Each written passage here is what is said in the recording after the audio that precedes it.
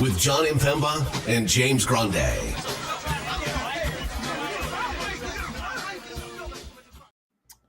What is going on, everybody? Jon Impemba here with James Grande. Welcome to the Fantasy Time NBA DFS Playbook Show. It is 8 games on a Friday, post-Turkey Day, Black Friday weekend, Cyber Monday coming up. It's a big eventful day here at Fantasy Alarm. We have a great promo going on right now. For those of you who aren't yet a fan member of the Fantasy Alarm family, we'll talk about that a little bit later on in the show here as well. James, how was your Turkey Day? It was good. Very quality eats, John, I have to say. Only disappointment, okay? Everything was homemade. My mom, my wife, my mother-in-law, father-in-law, everything homemade. But one thing. Okay. My dad was like, you know what? We're making all this food. Let's go get dessert from a bakery that we've never tried before. Sure. And the apple pie sucked. Wow. And apple pie is a staple. Like that's my go-to pie. If I'm picking a pie, I'm really only picking apple pie. My son didn't like it. I didn't like it. We were the only two to eat it. So everything was great until the pie. And of course, that had my mom and my dad super sad and overthinking everything. And my mom's already preparing the pie for next year, saying, yeah, I'm making the pie next year. I'm not buying it. So everything was great except the pie, John. Are you a traditional like pie crust apple pie guy, or are you a Dutch apple pie fan? Because I'm a Dutch apple pie fan. If you're not familiar with Dutch apple pie it is instead of a traditional pie crust, it's like brown cinnamon sugar crumble as the pie crust, and it just adds a whole layer of awesomeness to the apple pie. So I highly recommend the Dutch apple pie the next time you get a go if you haven't had it before. I feel like I don't have a preference because like apple pie is apple pie. That was like the first apple pie that I've ever had from anywhere that wasn't good. And I was kind of after following such an elite dinner, I was like, oh, this is kind of disappointing that I'm not having like a great pie to top everything off. So I felt the way you felt as well, and I'll still eat like any apple pie that gets put in front of me, but I now have a clear 101 apple pie preference. Right. If someone's like, hey, we're ordering apple pies or going to apple pies, I'd be like, if they have Dutch apple pie, lock that in. Otherwise, like I'll just take whatever they have. Sure. And then if you go to the stores, you get sort of the mini individual apple pies. I don't know if you've grabbed like the tabletop pies, whatever. Those are also pretty baller. So anyways, I like apple pie. I like vanilla ice cream. But we're here to talk some NBA DFS here on a Friday. It is Listener League Friday as well. So I'll go ahead, and those of you who haven't already checked out the description from today's morning show or haven't been in the Discord, link to our Listener League is provided there. I'll throw it in the chat here now as well. $5 Listener League, Watcher League, however you want to talk about it. Thank you guys tuning in. You can come compete against myself, Grande, Sean Mitchell, the rest of the crew here in some DraftKings fun this evening. What are the headlines here, Grande? It's injuries, right? It's who is and who isn't going to play. Tyrese Halliburton and Giannis, both questionable now. After last night, we talked about how I was building lineups with both in there. The immense value that is going to be opening up on this slate here potentially today that can make some pretty interesting lineup builds. Yeah, you were super excited about both, and that both might not play. My Halliburton Giannis lineup was actually really good, and now both those guys might not even play. So yeah, and you definitely don't like to see the midday downgrade. The Giannis thing doesn't necessarily surprise me. Seeing him on the injury report to start the day, like just to start everything off, then you factor in like, oh well, this is also a matchup against Washington. Like maybe not something that he needs to like play through an illness for, but it's definitely the who's in, who's out.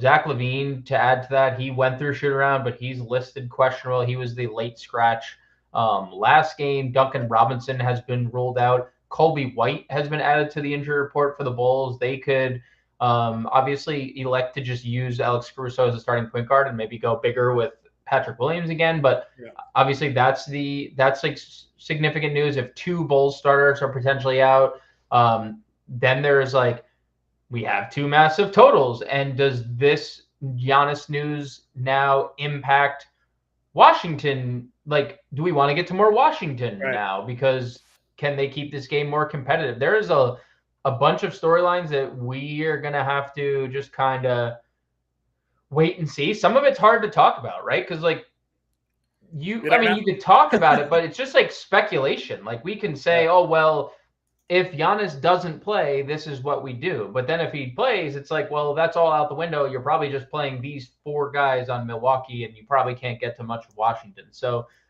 there's definitely some big news floating around that's come through the wire throughout the day. But this is a 7:30 slate time too tonight. So in the past we've kind of also worried about it because we'd have 7:00 games and then we'd have 7:30 and all these staggered starts. So at least some of the news we are waiting on. Yes, the Indiana game and yes, the Milwaukee game are 8 p.m. starts, but it's not as if we have roster lock at 7 tonight. So a little bit more time. We might get that information just before the 7:30 tip on who is in or who is going to be out, as opposed to the hour, roster lock that we're used to having on these slates. So keep that in mind as well as you're building out your lineups here tonight. That roster lock is at 7:30 here this evening.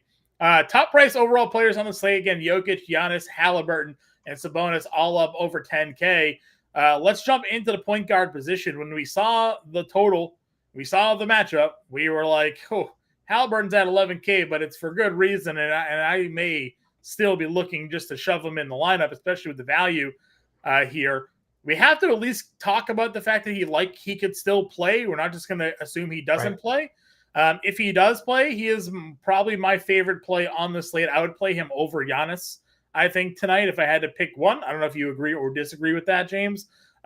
Just the way that he has been impacting these games. I mean, the scoring that we're getting out of him has been elite. The assist numbers are ridiculous. We're getting some defense out of him here. Definitely big on Halliburton here tonight.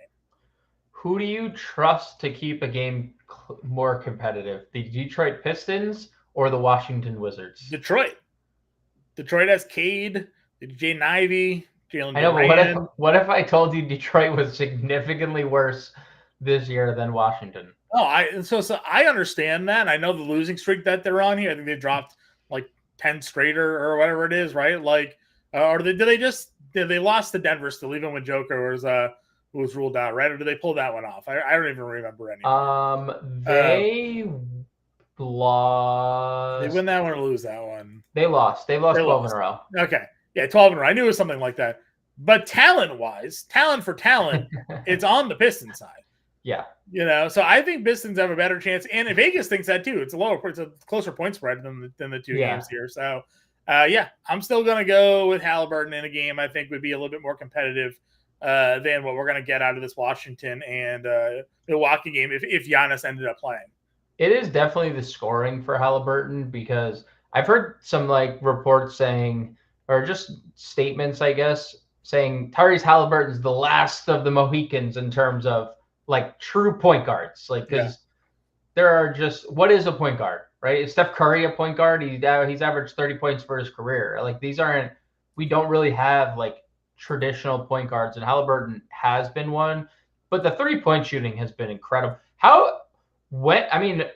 Was the wrist injury coming from 60 points over his last 2 games or 40 shot attempts over his last 2 games? When did he develop a wrist injury? Was he playing through a wrist injury when he went 37 and 16 and then 33 and 16? Obviously there was a downgrade. I do think he plays. If he doesn't, there's obvious value, and maybe even the most concrete value of the slate if his backup also sits in Andrew Nembhard, because we don't know the status of Nembhard either. But as it stands, if Halliburton's out, you still play McConnell, I think, anyways. So. Sure, I'm just saying there's always the risk of a split between them, and then if there's no split, it's the McConnell show, and there's Rick Carlisle's going to throw him out there for 35 minutes, which is great. So, and the way Kate Cunningham and Jaden Ivey turned the ball over, he might have 9-10 steals today. There's a strong possibility in that for sure. So anyways, again, Halliburton's at 11K, certainly can get to that there. Dame might be the most popular play on the slate if Giannis gets ruled out. We saw that earlier this year, and then he went off for like 65, I think it was 67 against Toronto.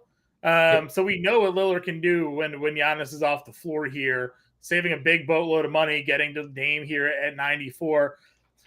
I don't really have a lot of interest in Curry. I don't really have a lot of interest in Fox, regardless of the news that broke around that time anyway. So I was going Halliburton. I was considering Lillard, and I was kind of popping down into this mid-tier range of James Harden at $8,100. But Cade certainly becomes more of an appealing play for me now, too, if we think this game stays a bit more competitive, if Halliburton ends up being ruled out, because the price point down to $7,800 is nice. He's coming off of a ceiling shooting game as well, 11 from 11 out of the line.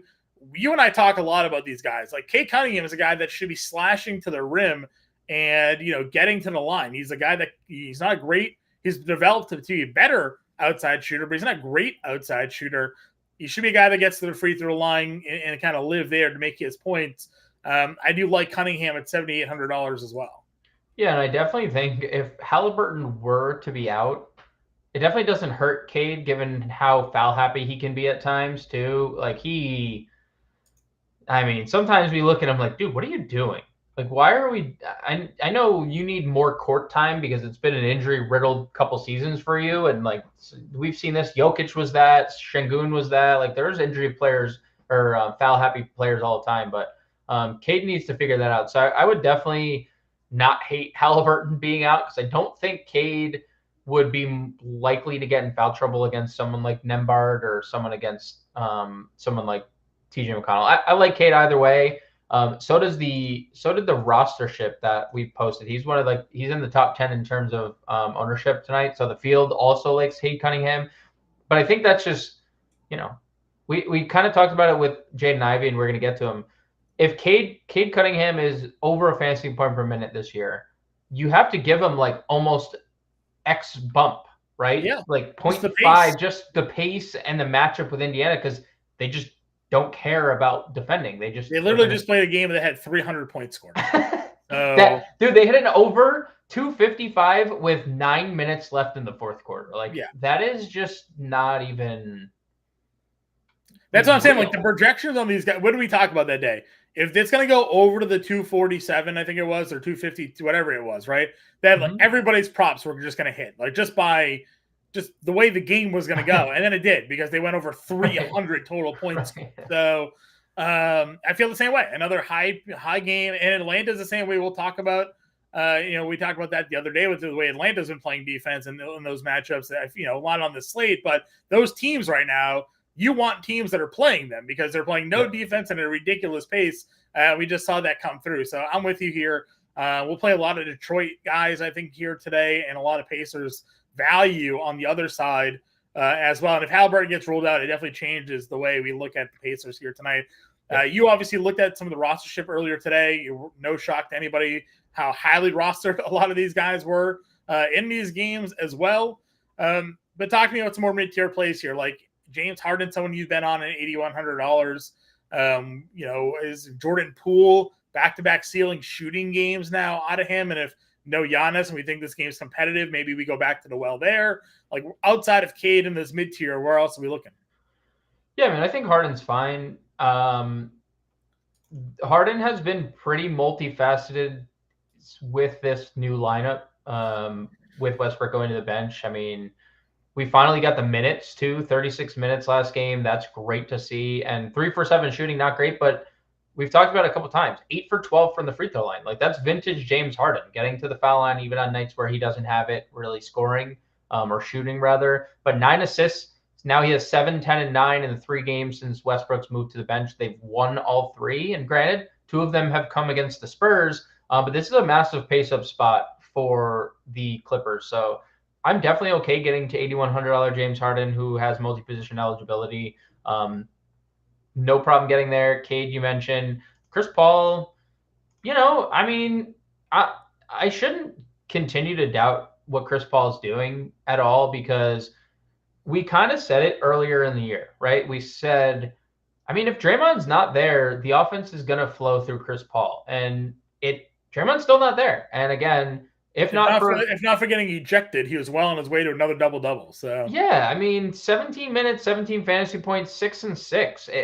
It's a great spot for Golden State. Golden State, a team that has like typically played fast. They're not playing slow this year, but 13th in pace seems, lagging behind, I'd say, than it has been in years past. The Spurs are 4th in pace. So like this is a pace up spot for Golden State. We know if you ever like watch how Chris Paul operates, like made basket, Chris Paul's like trying to push up the floor immediately. Like he is a very, even in his advanced age, at least in terms of NBA years, like he is always trying to push the pace. San Antonio also 26th in defense. Mm-hmm.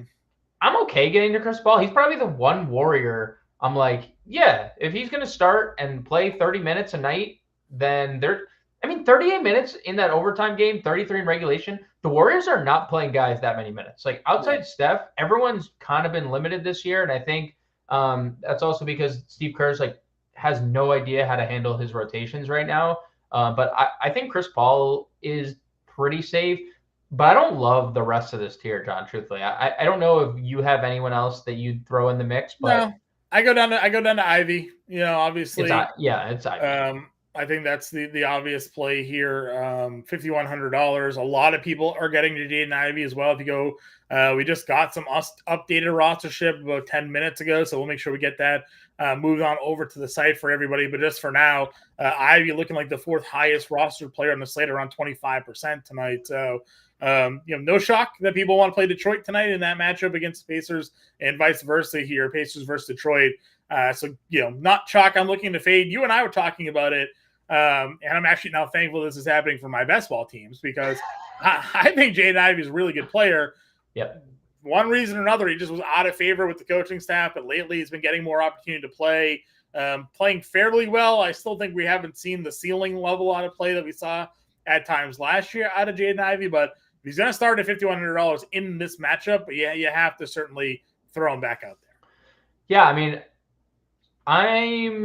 if I'm playing multiple lineups, again, isn't it the Cade thing?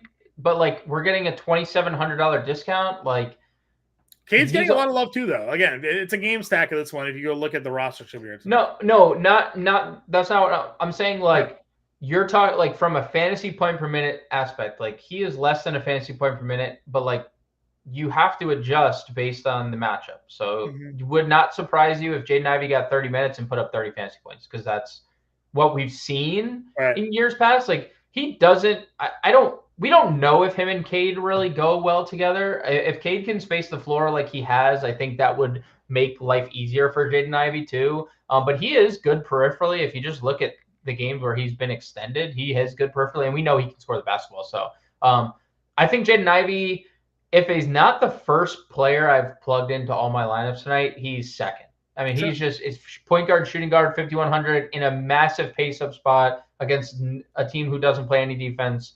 And former lotto pick just a year ago, Killian Hayes completely iced out of the rotation. What does Detroit have to lose playing Jaden Ivey at this point? They've lost 12 games in a row.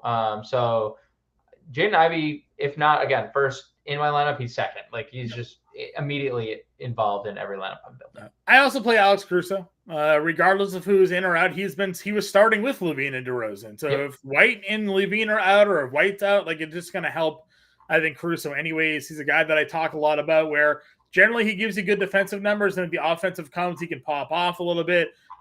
We've seen some inconsistencies, but the inconsistencies are still resulting in 25, 26, 21 fantasy points here. We saw him pop off for 38, back against Phoenix when we had the 5 blocks and steals. He had the point to score. So if he can hit a couple more shots and then give you the 3+ blocks and steal effort, which we know he's capable of doing, he's a great value at $4,800. I wish he was still the point guard, small forward, because those were pretty good eligibility. But I do still like Alex Caruso. And then we talk about NAW and TJ McConnell here. Obviously, I think regardless of Nembhard, I know Nembhard probably ends up getting the start, but that just means McConnell's the backup here. I like McConnell a lot at 4,200 if Halliburton gets ruled out. But NAW is the guy that's getting a lot of love here tonight. 29 minutes, 33 the night before with McJane and McDaniels out. Can see a lot of people going here against Sacramento. Yeah, would you would you throw Nembhard into that mix if you played? Like into the trio of those guys? Yeah, I've never had good luck with Nembhard, so you mean you didn't assume you didn't guess that one game where he went for 65 fantasy points last year? And like I remember that game because I think it was against the Lakers and he went for like 65 fantasy points and they outright beat the Lakers, and that's when I knew. I'm like, oh, Lakers stink. They're not going anywhere. They just lost Andrew Nembhard. Yeah.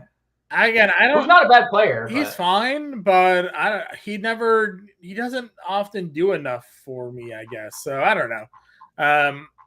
If he starts, I'll play him. But I still think McConnell's a guy that we have a better track record of McConnell coming in, a guy that comes off the bench and plays 30 minutes, in these scenarios, or even starting and playing a bunch of minutes in these scenarios and being very productive. That I think I'd rather trust it. Aaron's saying that eyes on the Detroit side. Yeah, listen, we agree. Yep. We are 100% in on playing the Detroit side of this game here. Jaden Ivey, Cade Cunningham, Duran, even when he comes in here as well. Alec Burks off the bench. There's going to be a lot of value here in this game in general, especially if Halliburton gets ruled out, because we'll go. I mean, do you have any other point guards? Do you want to just jump over to shooting guard now? No, but I will say if Nembhard were to start, John, the tired Wired. Tired is playing Andrew Nembhard. Wired is playing TJ McConnell. Agreed. Shooting guard here. Just kind of jumping to that game because of where the rostership's at. Buddy Hield is $5,500. If Halliburton gets ruled out, I mean, everybody was already playing Buddy Hield tonight anyways because of the last two games for him. 35 and 31 minutes, 30 and 50 fantasy points. Like, there was no secret. Everybody was playing Buddy Hield. 70%? What do we think? Like, what's the rostership on Hield here if Halliburton gets ruled out? I said that in the Discord earlier today, where like if Giannis got ruled out, I think everybody was playing Middleton. You start your lineups with Hield and Middleton tonight if Halliburton and Giannis get ruled out, don't you? Yeah, I mean that was the only reason when I said the Jaden Ivey thing that he was first. I would say that Middleton without Giannis would probably be like the first person I would plug him in. It'd be hard not to go there after the minutes bump and the price, but Buddy, like in any scenario, Buddy is firmly in play. Like Halliburton in, you're playing Hield. Yeah. If Halliburton's out, you're playing Hield because, again, like it's hard to ever sit here and say someone's going to go 6 for 6 from 3 and 7 for 12 from 3. But on the flip side, Buddy Hield's been one of the best shooters over the last decade, right? It's like, when you watch Buddy Hield, you're like, that dude can space better than almost anyone, like consistently throughout like the NBA. And all we've wanted this year was either trade him to a place where, not even just this year, but just like recently, or play him where he is like spacing the floor, and you see the fruitful labors that come from Buddy Hield starting and playing 30 minutes. Like again, you're not going to predict 13 out of your last 18 from 3, but he's still too cheap for a guy who can just score. Yeah. Like, yes, he shoots threes, but he just scores. So Buddy Hield, shooting guard, small forward, lock and load, all formats, and differentiate. This is the good chalk, bad chalk conversation. It's good chalk, differentiate elsewhere, and move on. Like I said, Middleton's got the same eligibility, shooting guard, small forward. Yeah. Pretty elite coming off the 29 minutes against Boston, 31 fantasy points, 34 against Washington, and just 23 minutes of time before that. If this game ends up being more competitive because Giannis gets ruled out, sky's the limit here, I think, for Middleton. And Aaron agreed. Hield, shooting guard, Middleton, small forward. Start your lineups. Jaden Ivey, right? And just kind of like, there you go. Three guys in the 5K. Building off your lineups. If we are looking to spend up today at this position, you got George, Anthony Edwards. A lot of Minnesota is getting love on the rostership here tonight as well. We've seen Sacramento now fall back-to-back games against the Pelicans here. Karl Anthony Towns is the cover of our pre-show today. We were kind of leaning a little bit more into that, but Anthony Edwards getting some love tonight as well. Yeah, no problem getting to Ant. The best perimeter defender Sacramento has in Keegan Murray is out. We're going to see nobody on that Sacramento side be able to guard Ant. If Ant gets to wherever he wants tonight, it wouldn't surprise me. Dude, the peripheral stats have been so good for a guy playing with 2 7-footers in the front court. Like, it's kind of crazy. Like, 6 rebounds a game is super good from the position he's playing. with the teammates that he has. So I love Ant. He's playing with, and you think about their lineup, John. They started NAW, Mike Conley, and Rudy Gobert alongside Edwards and Towns. Who's shooting outside of Edwards and Towns in that lineup consistently? It's nobody. And then their sixth man is Kyle Anderson. It's a fantastic price. Obviously, the position eligibility is great. I feel like anytime you can get Ant under 9K, it's a comfortable place to be. And he was having these ceiling games here when the steals and blocks were all rolling through. He kind of papered down a little bit, but back-to-back games with 2+ steals, 5+ assists, the rebounds. I mean, 10 rebounds, a little bit of an outlier there, but the scoring's been pretty legit, getting back on track. So I'm in on that range. And then, like I said, you want to go mid-tier with Poole, or you want to go Middleton and obviously Hield. All those guys are certainly in play. Wish they would give Ben Mathurin more of a look. I just don't think it's going to happen at $5,400 here. Mentioned Caruso at value. Beasley is kind of interesting if guys get ruled out tonight. Again, I just think that we could see some minutes for him.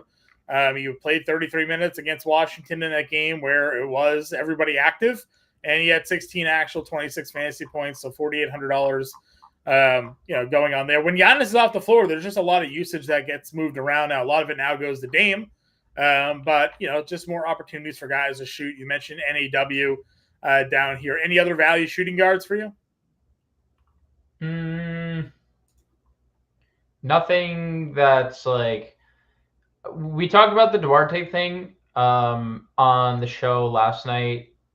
It's kind of, do you want to be contrarian today? Because he got in a lot of foul trouble in that first half. He got in a lot of foul trouble in general. But everyone, the highest rostered projected player tonight is Trey Lyles, right? Trey Lyles came back and played 20 minutes, and that's great. And we like Trey Lyles, and he's super cheap, and he's a good fantasy point per minute guy. Chris Duarte came out, hit 2 threes, had an assist, and then just picked up 2 fouls, and then just never established any rhythm for the rest of the game. 20 minutes, 5 fouls. I'm not saying that this is not possible again, because he's probably going to be guarding Ant. There's probably scenarios where, Chris Duarte's had a lot of fouls in extended run this year. It's been kind of like a thing that he's done. But, again, it's one of those situations. He has good eligibility. He's going to be the starter. If he comes out, hits multiple shots, and doesn't get in foul trouble, I could see a scenario where the minutes between him and Lyles and like Malik Monk are all a lot closer than what it was. Yeah. And what if Duarte ends up playing 30 minutes at 3,900? Everyone is playing Trey Lyles. Everyone. Nobody is playing Chris Duarte. Just throwing it out there that I think, like, in a tournament, when you have that mindset, because in cash, like, you're playing Lyles. You're moving on. You're not even thinking about Duarte. But in tournaments, Chris Duarte is the starter. At least that's what we know. From what we've seen, Chris Duarte is starting. If Lyles starts, obviously we recalibrate our thinking. But if the same lineup for Sacramento runs out there and there's no foul trouble again, 3,900 for a shooting guard small forward is not the worst. No. And Aaron saying Lyles at 22 minutes is fine. Listen, Aaron, we talked about it on the show this morning. James and I have been playing a 19-minute Trey Lyles since he was on Denver like 8 years ago. So we know all about him being a fantasy point per minute beast for sure. Lewis and Gabriel both talking about Kyle Lowry here tonight. Now, obviously, last game had no Bam. There was no. We still know there's no Hero. We had a ceiling game for Kyle Lowry. That's not a game. That's not something I'm looking to continue to chase. I have a lot more interest here in Caleb Martin tonight, coming off of 26 minutes here with Duncan Robinson out, 5 of 12 shooting, 25 fantasy points here. It's also not my favorite matchup on the board going up against the Knicks here either. Again, if you want to get there, you can, but just looking at pricing, like, there's a lot more chalkier plays in better spots. Lowry's at 5K, like Jaden Ivey here at $5,100 in a better spot. There were a lot more people going on there. Aaron's asking about Reggie Jackson. Houston, I have an efficiency chart here that I can show you that's tweeted out. Houston is number 1 in net rating in like defense and offense. They're just so good defensively.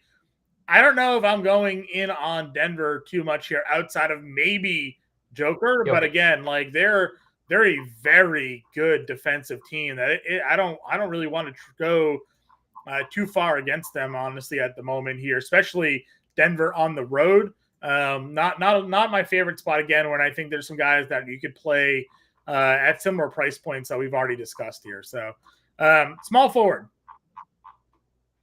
I mean, we've talked some guys here. We did think Butler's price was pretty good at 83. You have Bam back now, though, so that changes maybe a little bit of what we're looking at.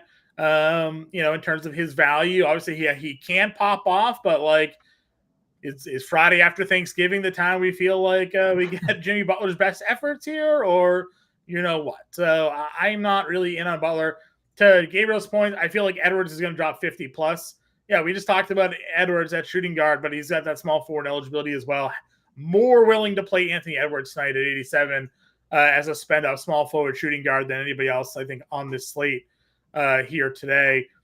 Talk to me about the mid-tier, though. Some names that we've discussed heavily a lot this year. Do you find yourself gravitating towards a Keldon, Oscar Thompson, Herb Jones? Anybody here for you, James? I do. Just quick shout to Paul George and Scotty Barnes. I think they're both fine. Obviously, Scotty has really good eligibility. They both have very good eligibility. They also have ceiling. So if you wanted to get there, by all means, do so. The Levine thing is an elephant in the room. If he doesn't play, obviously you can get to DeMar DeRozan. I'm probably not going to get to DeRozan. I like the price, but like other than a game without Levine, he's been living in that like 30 fantasy point range, and at the 7,300. He's coming off a good game against OKC in OKC, which is a pretty tough place to be. So, yeah, yes, no Levine. I'm not saying Levine is out again, though. I mean, like, yeah, if Levine's out for sure, 7,300 is a very good price for DeRozan. Keldon Johnson in tournaments has a ceiling, has a floor. So which Keldon you get to show up? You get the guy who suddenly has shown glimpses of actual peripheral stats, or do you get the guy that is going to score 20, but he's going to give you 2 rebounds and an assist, and you're like, well, shit, I just paid 7,100 for a guy who just gave me the same amount of fantasy points as he has actual points. So that's risky. And then you and I had the Oscar Thompson debate last night at $6,800. I think I'm still off Thompson. I'm just not sold on the price, and I know it's cheaper than it's been, but things don't get easier for him with Jalen Duren back. And the consistency or the lack of consistency scoring for me really hurts his upside at 6,800 when I feel like there are multiple multi-position eligible players like a Buddy Hield, like a Chris Middleton, like a Jaime Jaquez Jr. below him that I can save money on. And honestly, I feel like obviously Thompson has the premier matchup of the bunch, maybe not Middleton. That's probably a push, but like all those guys, I'm just confident are actually going to shoot. Sure. I think for me, what it is again, looking at the matchup, we know they're going to be playing up pace and a higher game total than we've seen them play at any point here before. And then what did we talk about? Atlanta is basically the comp to Indy right now. He played 35 minutes against Atlanta. He had 47 fantasy points. And as we talked about this morning, if you're looking for a low rostered play in this game, no one's playing Oscar Thompson. Like he's 10% rostered. So everybody's feeding in on Cade and Hield, and obviously if Halliburton gets ruled out, like you'll see more guards getting played. I bet Turner becomes a popular play. Jaden Ivey is popular. Oscar Thompson's getting left behind, and he certainly has the ceiling. We've seen it. I mean, the rebounding, even with Jalen Duren and those guys, are legitimate. We know the defense is legitimate here, and if the shot drops, just like I kind of have talked about with some of these other defensive players, like a Herb Jones, like Caruso to an extent, guys that you can lock in defense, and he's also giving you still the elite rebounding. If he just hits a couple more shots now in a spot where he's going to be paying at a high pace and a total he's never really been at before, I mean, the upside is for sure there. He's been fouling out of these games, which hasn't helped him either. 22 fantasy points in 17 minutes. He gets in foul trouble, 26 fantasy points. In 30 minutes, he fouls out 20 fantasy points in 24 minutes because he gets 5 fouls. I mean, the upside, I think, is really there for Oscar Thompson to be a low roster play that might have 50 fantasy point potential tonight. I will. And that's the end of my rant on Oscar Thompson. I hope for your lineup sake that it does. And I don't disagree with that line of thinking. I can't click on him based on the Atlanta game. I'm not going to click on him based on the Atlanta game. Value guys, you mentioned Jaquez already, $5,300. Is that the spot for you? Yeah, it feels good. I mean, the minutes are there regardless of who's in and who's out at this point. I mean, he hasn't played less than 28 minutes since November 11th. And I mean, 27th, 27, I guess, against Chicago. But that was an absolute floor game. Back-to-back 34 fantasy point games, 22 and 19 actual points. He's very versatile. You can play multiple positions. And they're without Duncan Robinson. So what do they do in the starting lineup? My assumption is Caleb Martin, probably. Yeah. But would it surprise you if they were like, nah, Jaime Jaquez in the starting lineup. We're just running like this, like a bigger starting lineup tonight. It wouldn't. So I'm definitely in on Jaquez. He's been a really good fantasy point per minute guy. Not great in the minutes without Duncan Robinson and Tyler Hero this year, which is a little alarming. It's 88 minutes, so obviously things can come around. But that is like a random duo to not have a good fantasy point per minute output. Like no Duncan Robinson and Tyler Hero, and you're not producing. I don't. So worth mentioning that he hasn't had great numbers without. He was hitting or exceeding this value. You're right. I see through you, and it's not like I'm not like against it necessarily, but I just think that at a position where there's a lot of places. It's again for an 8-game slate, the mid-tier tonight is ridiculous. Yeah. But like I said, I'm just calling him out as we want exposure to this game, and if everybody's playing all the same plays, there is a guy that has shown a 50 fantasy point ceiling that no one's on. So, I think that there's just a pivot that could potentially be made in that scenario. Because if Halliburton gets ruled out, you're playing just 5K guys on the Pacers, and it's going to allow you to play whoever you want on the Pistons side. So, it's just the way you can kind of bring it about. We mentioned Middleton already. For those of you, maybe you're just joining us here now. And if you are just joining us here now and haven't already hit that like button, we would certainly appreciate you do so on today's show. But we're definitely in on Middleton. He's a core play for us here today. The 29 minutes the other day was great. And now that Giannis is questionable, whether Giannis plays or not, we still like Middleton, I think, regardless. We'd like him a lot more, obviously, if Giannis gets ruled out just because of the usage. But we're definitely in on Middleton here today. After Jaquez, where are we looking? Any value off your radar here today? Just one more point on this Ausar Thompson thing with I see through you his assist. There also wasn't Jaden Ivey in the starting lineup, so I think that is like kind of a factor as well. A facilitator as much. I think that's why we've seen Cade actually have the ceiling assist lately.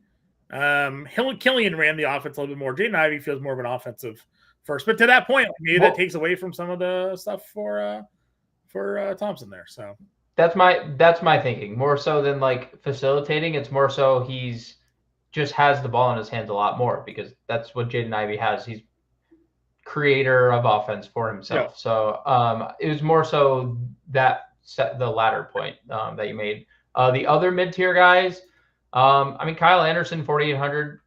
That's dipping into the value tier. I don't think there's much left after Jaquez, but 4,800 for Kyle Anderson is safe.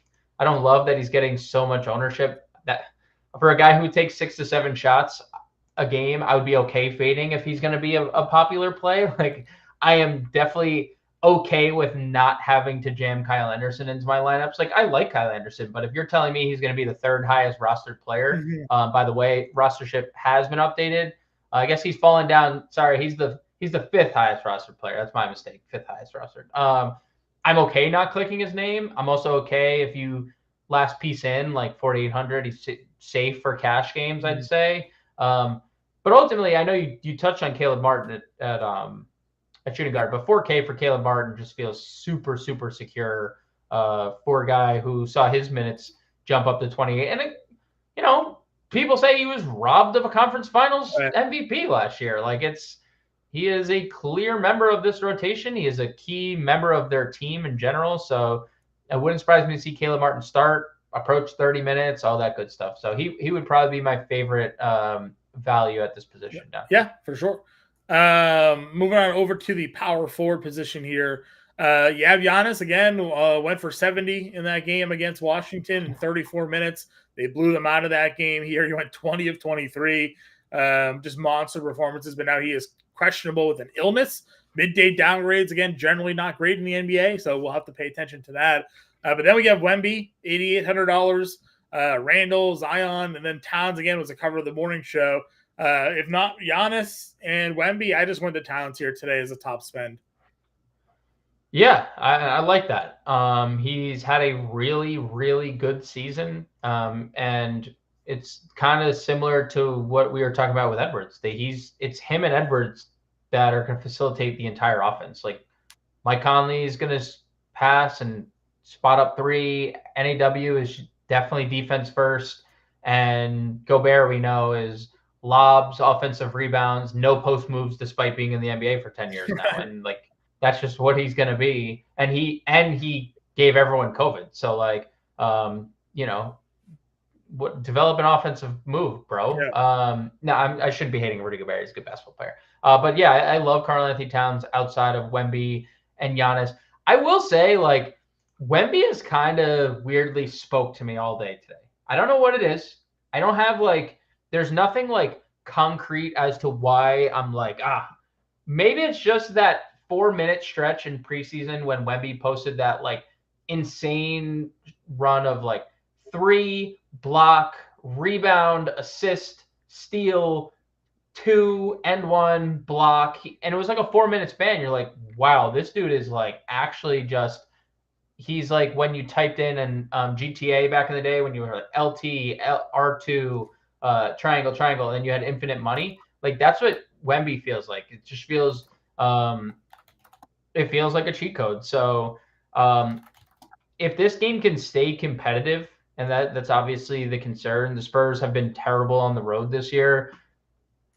The Warriors haven't been great at home, right, but the 10-point favorites at home. We see this every slate with the Warriors this year. They've been like big favorites at home, and with Draymond out, I think attacking their front court just makes a lot of sense right now. So yep, 2-6 at home, by the way, this year. Not against the spread. That's just straight up. They're 2-6 at home. This is a complete flip than it was last year.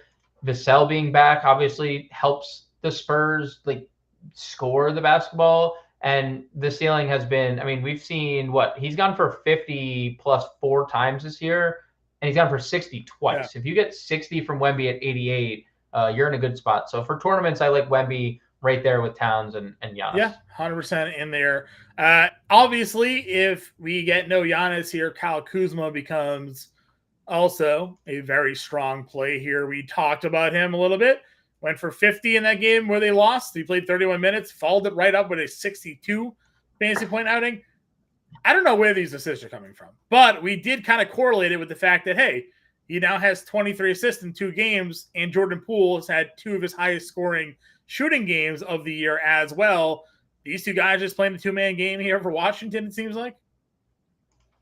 Yeah, I mean, Gafford coming off 15 actual, 14 actual, right? So like easy rolls to the rim for Kuzma, maybe. Like they're playing Tyus Jones a little bit more. Tyus Jones is scoring double figures. So it does seem like Kuzma is just, the offense is just kind of flowing through him, and Jordan Poole's spotting up, hitting shots, taking a lot of them, but hitting more than he was earlier in the year. Yeah, I mean, I know that Kuzma went for 52 in that game against Milwaukee. I don't know if I would trust him to do it again if Giannis is in, but if he's out, I would have some interest in playing him.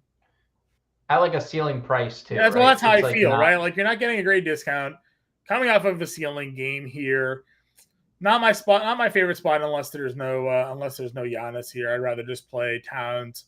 Siakam, I'm talking about ceiling games coming off of another one, 57 fantasy points.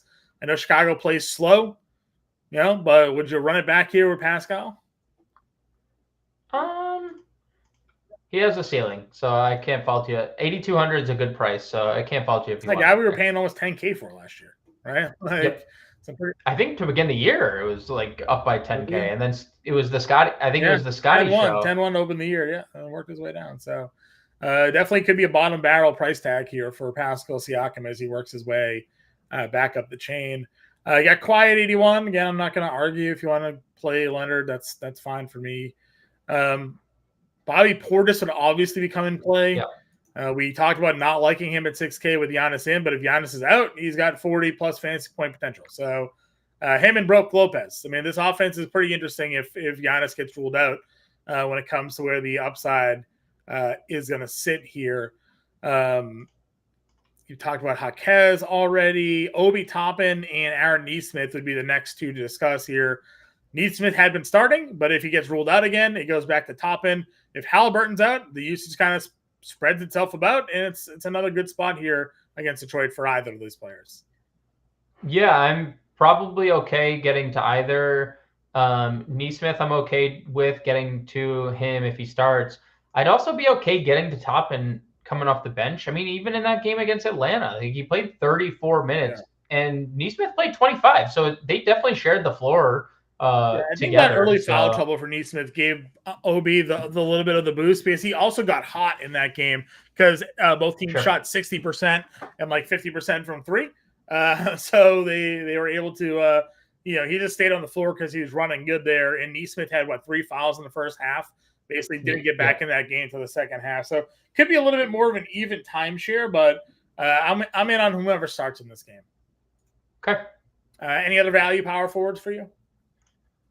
I mean, what do you do with Highsmith is whoever's incredibly volatile. Yeah, I don't know. Now that Bam is back, if I really want to go too much into this Knicks matchup for Miami, personally. You mentioned Patrick Williams could start. He's $3,600. If he gets back in that lineup, I think you could certainly give him a look. But I don't really have much else. There was some rostership earlier in the day on Naz Reid. Has that gone away a little bit? Still sitting at 15 to 16%. Yeah.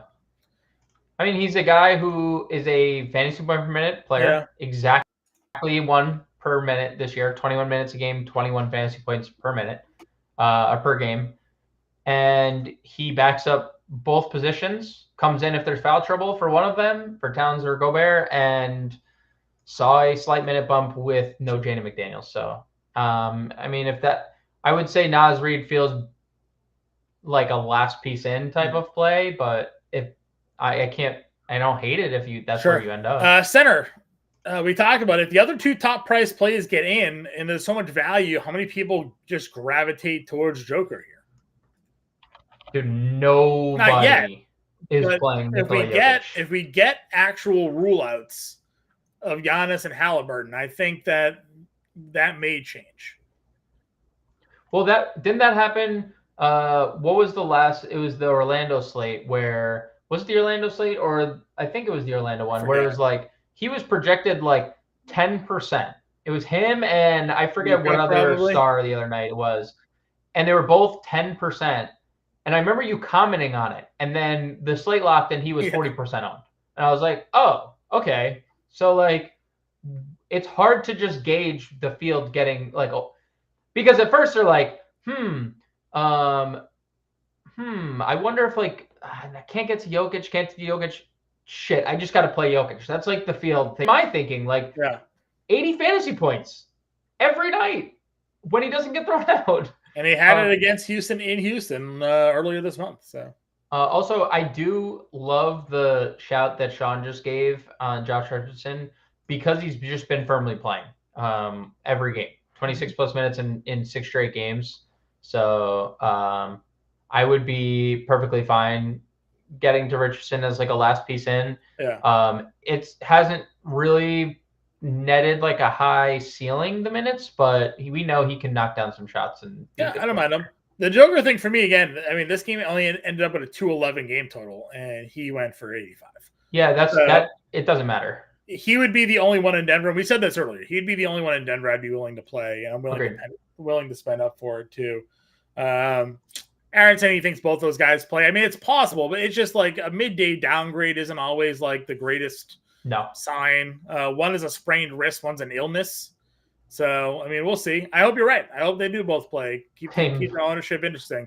But I would have no problem being able to get the Joker. I guess the problem we have with paying up for center is because there is some pretty elite value that could open up or at least maybe interested in at the center spot, going all the way down, right? You mentioned Trey Lyles. He's $3,300. He played the 28 minutes. We talked about him. Could be in for 20 to 28 minutes, depending on starting and injury reports and all that stuff there. Always been a really good fantasy point per minute player. But then we have to talk about what Daniel Tice has been up to. The last 2 games in the rotation for the Clippers, 21 and 20 minutes, ceiling scoring game, ceiling rebounding game, hasn't actually given you any blocks. He's only given you 1 steal. This is a guy that was a decent shot blocker at his time in Boston. If he's really rolling into this rotation for the Clippers around 20 minutes a night, I think there's some potential for him here as another value punt center play. Because we talked about it. We've always been willing to play backup Clipper centers. They just tend to fit well, even through different coaching regimes, right? Like Montrezl Harrell, Plumlee, Hartenstein, Tice rolls in there, all of a sudden 20 plus fantasy points in 20 minutes. Yeah, I mean, Lyles, I think, is the better play, and that's obviously the more secure minutes potentially. Yeah, but there's also a 42% gap in ownership, right? Everyone's getting to Trey Lyles, who is a career backup.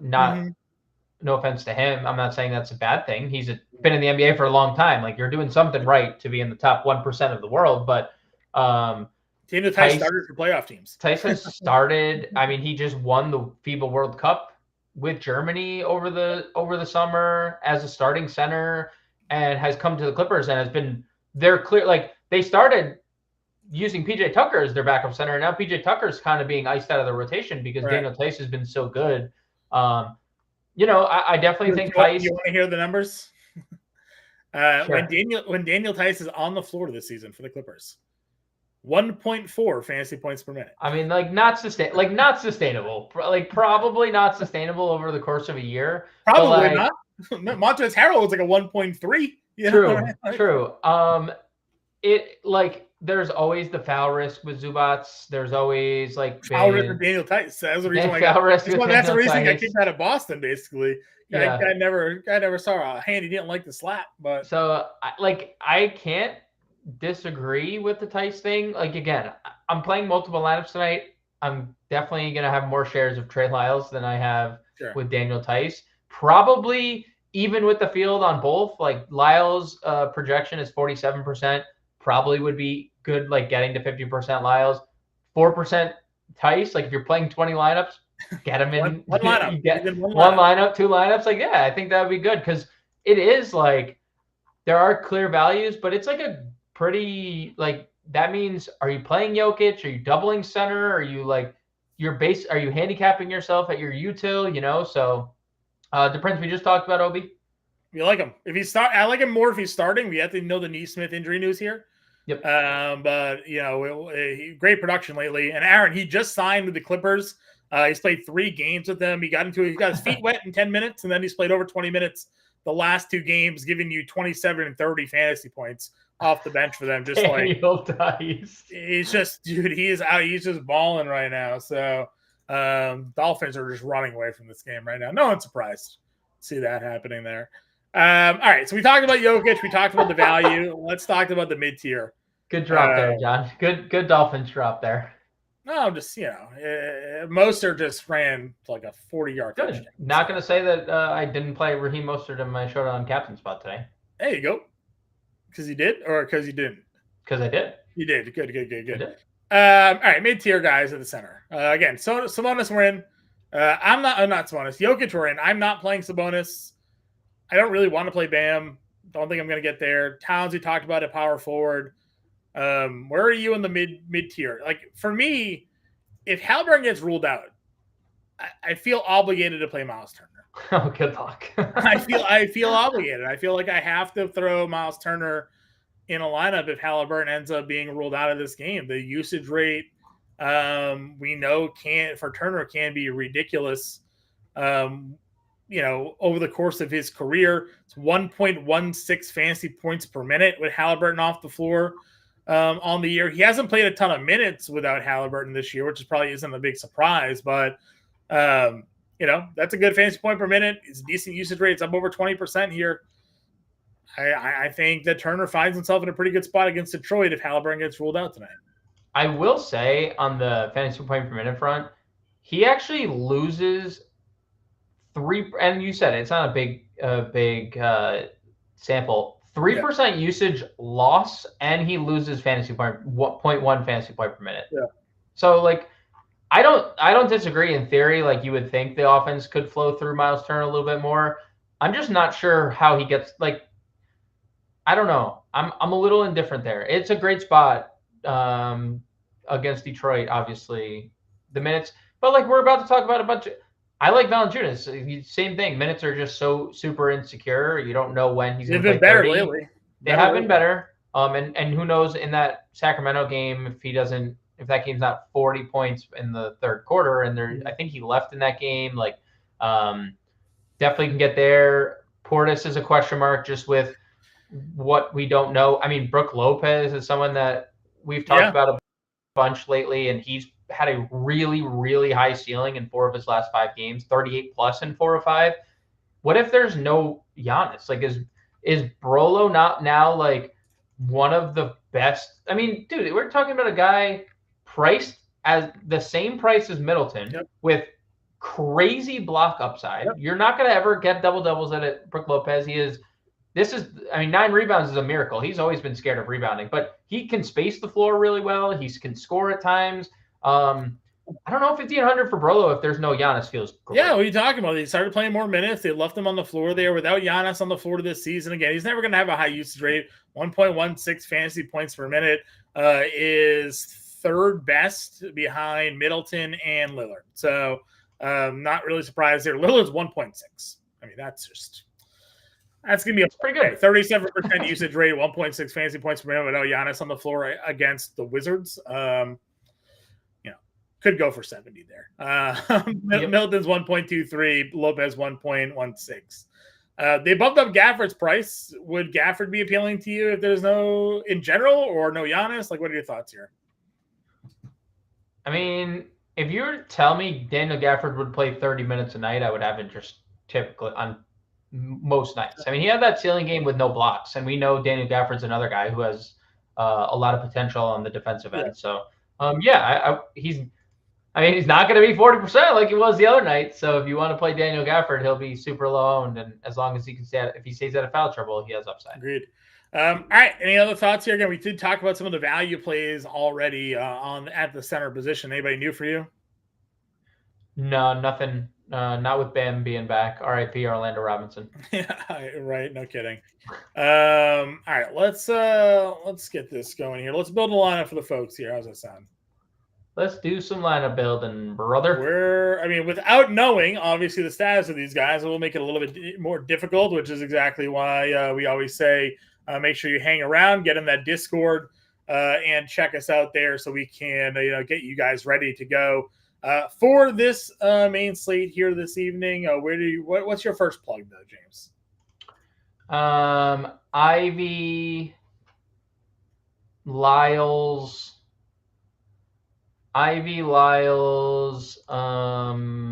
Hield probably would be a core 3 for me. Middleton 4. Ivy, Lyles, and Hield. I like that. And Middleton probably just starting point. Okay. Let me. I'm having a slight freeze issue here. Give me 1 second. I can tell. Okay. We're looking at your concerned face about. I wonder when my computer is not. Yeah, one of my computers going to actually move when I hit the button. Yeah. All right. So here we go. All right. So we got Ivy,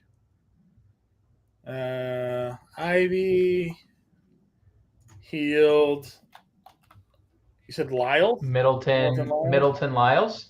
Yeah, I think that's a safe. And then we'll just be different because we're just super chalky in that instance. We could just now be different everywhere. We have any money to spend any which way we'd like.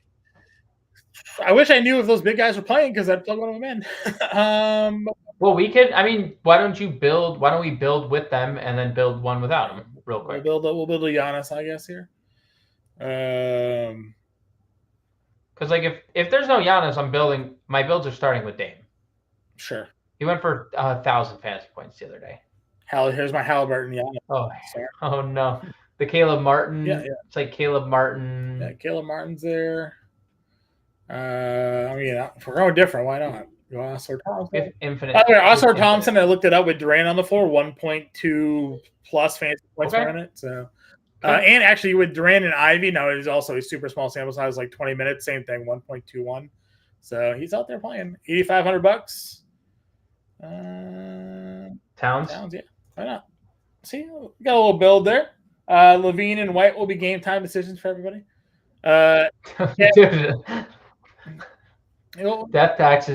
Death taxes updates just at least us it's a 7:30 start, right? So yeah. Okay, how about this? What if they don't play? Both don't play. Both don't play. If both don't play, I think I just go to Joker. Like I'm saying, no. If both Bulls don't play. Oh, if both Bulls don't play. Oh, you probably play Rose. Well, I still don't really want to play against Toronto though. It's not really like my favorite game. Right, so I know, but there's so much that opens up there. You got to play Io. I mean, Caruso would be a good play. I like Caruso still. Yeah, I mean DeRozan. I think I would just stick with Caruso, truthfully, over. Okay. So we did Martin, I guess. Caleb at the forward. Caruso at your guard spot. 6K with Joker. 6K with Joker. That's a safe, comfortable feeling. I agree. When you, if we're doing that and there's no Giannis, aren't we just like playing Portis? Right? Like, yep, and then Brolo just like not play Lillard.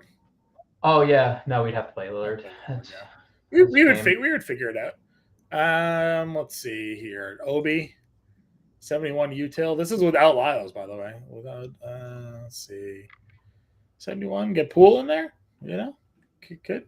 Or as get Duran, as Sean was saying, Duran, no limitations. You can.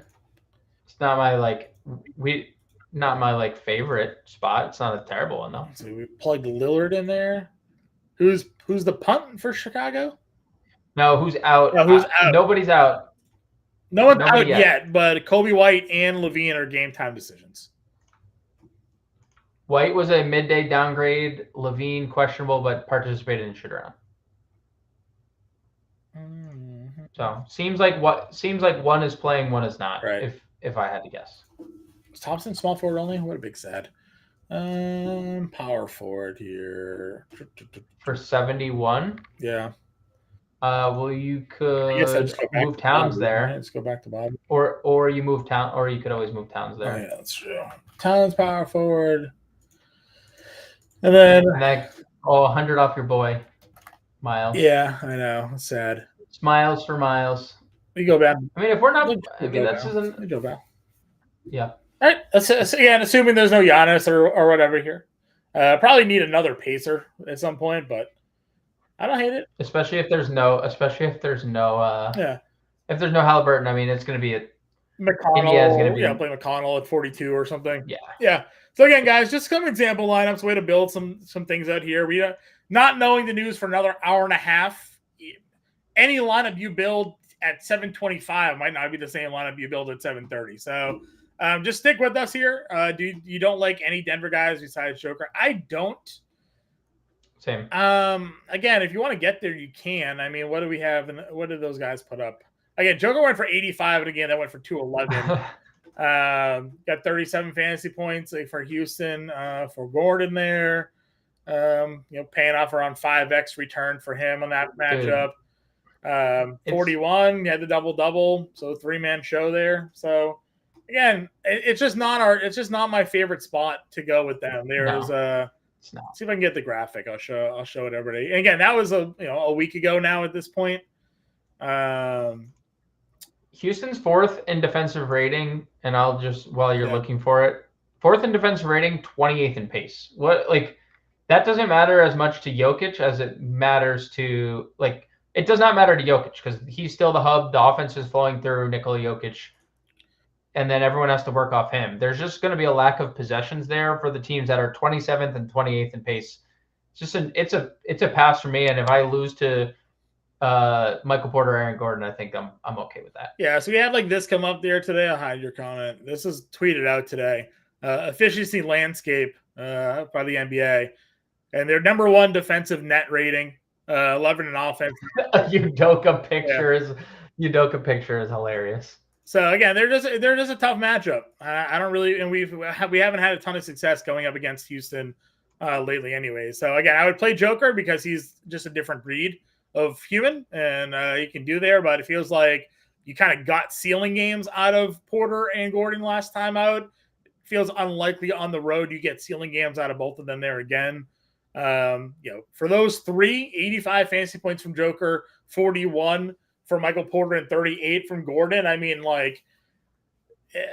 for those guys to have that kind of numbers with Joker going for 85, it just feels very difficult to imagine repeating itself. So, again, guys, we'll be in the Discord.